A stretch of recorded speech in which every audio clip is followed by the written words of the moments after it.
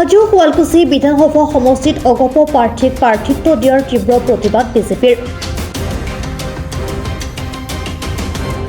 হাজো শুৱালকুছি বিধানসভা সমষ্টি অগপ এৰি দিয়াৰ সন্দৰ্ভত হাজোত বিজেপিৰ উত্তাল প্ৰতিবাদ। অগপ প্ৰাৰ্থীক কোনো কাৰণতে হাজো শুৱালকুছি সমষ্টিৰ বিজেপিৰ একাংশ কাৰ্যকৰ্তাই মানি নোলোৱাৰ তীব্ৰ হুংকাৰ ধ্বনিৰে উত্তাল প্ৰতিবাদ সাব্যস্ত হাজোৰ ৰাজপথ। হাজো শুৱালকুছি সমষ্টিবাসীয়ে কেতিয়াও আকোৱালি নলয় আৰু লগতে প্ৰকাশ দাসৰ এটা মই ডাইৰেক্টলি ক'ব বিচাৰিছোঁ, তেখেতে ৰাইজৰ কাম কৰিম বুলি বিজেপিত যোগদান কৰা নাই, এইটো ধ্ৰুৱ সত্য কথা।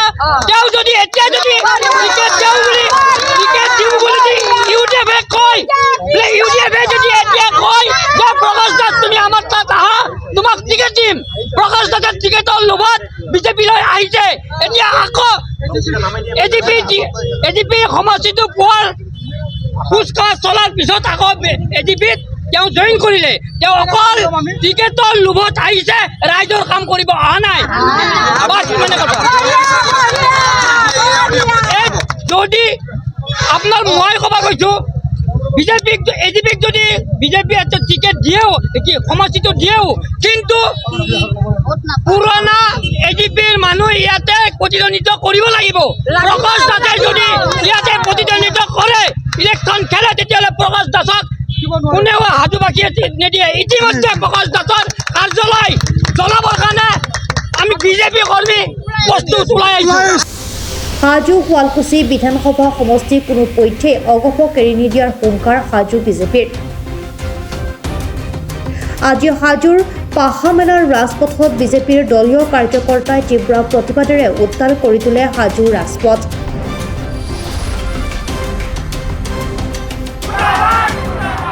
ইফালে স্থানীয় বিজেপিৰ প্ৰাৰ্থীক হাজো শুৱালকুছি সমষ্টিত টিকট প্ৰদানৰ দাবী তোলে বিজেপিৰ একাংশ কাৰ্যকৰ্তাই। বিগত প্ৰায় আঢ়ৈ দশক ধৰি আমাৰ এই হাজো সমষ্টিটোক এটা ডাষ্টবিনত পৰিণত কৰিছে। সৰ্বজনবিদিত যে 1996 চনৰ দলৰ এই দুৰ্যোগ অৱস্থাত আমাৰ ৰাজনৈতিক গুৰু মাননীয় প্ৰয়াত শ্ৰীযুত নৃপেন চন্দ্ৰ দাসদেৱে আমাক দললৈ আনিছিল আৰু সেই দুৰ্যোগৰ সময়ত 96ত তেখেতে নিৰ্বাচনত অৱতীৰ্ণ হৈ 12,633টা ভোট পাইছিল।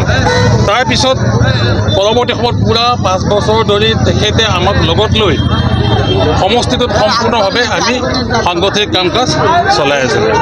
নিৰ্দিষ্ট সময়ত দলৰ লগত ৰাইজৰ লগত পৰিচিত নথকা ব্যক্তি এজনক প্ৰায়ত অৱনী মোহন কলিতাদেৱক 2001 চনত আকৌ ডাষ্টবিনত পৰিণত কৰিলে। ঠিক আছে, দলীয় কাৰ্যকৰ্তাই আমি ধৈৰ্য ধৰিলোঁ।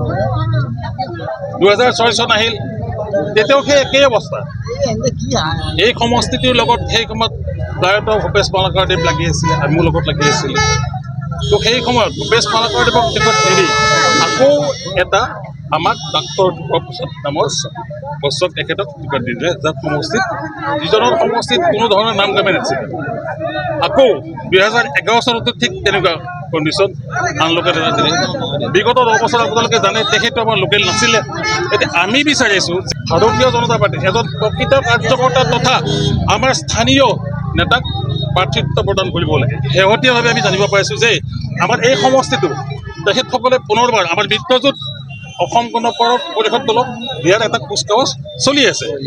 এইটো আমি ভাৰতীয় জনতা পাৰ্টীয়ে কেতিয়াও মানি ল'ব নোৱাৰে।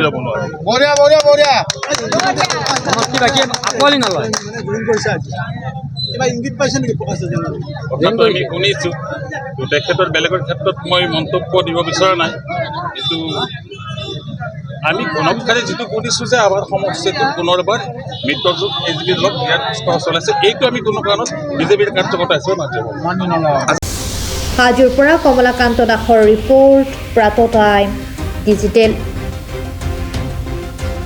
শদিয়াৰ পৰা ধুবুৰীলৈ, বৰাকৰ পৰা ব্ৰহ্মপুত্ৰলৈ সকলোৰে মাজত চিনাকি এটা নাম প্ৰাত টাইম। থলুৱা ভাষা, কৃষ্টি আৰু সত্য বাতৰিৰ আধাৰত প্ৰতিষ্ঠিত খবৰ প্ৰাত টাইমৰ প্ৰতিটো বা বাতৰি পুংখানুপুংখভাৱে চাবলৈ Facebook, YouTube, website, Twitter, Instagram আৰু ব্লগাৰ পেজত লাইক